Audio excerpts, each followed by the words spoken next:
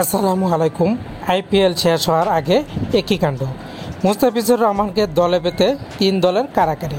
Mustafizur Rahman cutter master এবার আইপিএলে নিজেকে মেলে ধরেছেন, চেন্নাইয়ের হয়ে দুর্দান্ত পারফর্ম করেছেন।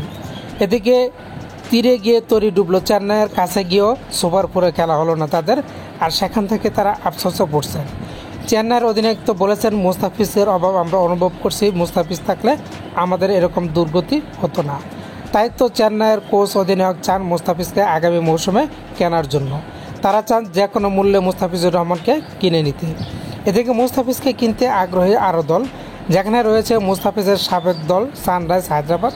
তারাও চাচ্ছে মুস্তাফিজুর রহমান এবারে আইপিএলের যে দুর্দান্ত পারফর্ম করেছেন তার কারণেই আগামী মৌসুমে মুস্তাফিজকে দলে চায় সানরাইজ হায়দ্রাবাদ।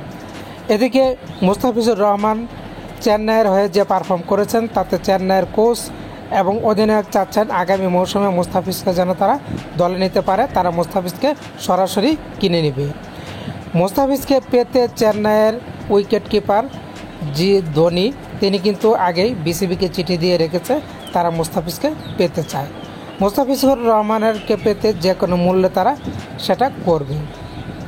মুস্তাফিজুর রহমান যে খেলা দেখিয়েছেন তাতে ক্রিকেট বিশ্ব কিন্তু অবাক হয়ে গেছে। তাই তো মুস্তাফিজকে পাওয়ার ব্যাপারে কোনো দল এক বিন্দু ছাড় দিতে রাজি না। এদিকে মুস্তাফিজকে পেতে লড়াই রয়েছে আরও একটি দল, সেটা হচ্ছে পাঞ্জাব। প্রীতি জিন্তা তিনি কিন্তু বলে দিয়েছেন যে কোনো মূল্যে আগামী মৌসুমে যত টাকায় লাগুক মুস্তাফিজকে কিনতে চান। এই তিন দলের কারাকারিতে মুস্তাফিজুর রহমান দুর্দান্ত আগামী মৌসুমটাও কাটবে, সেটা অনেকেই আশা করছেন।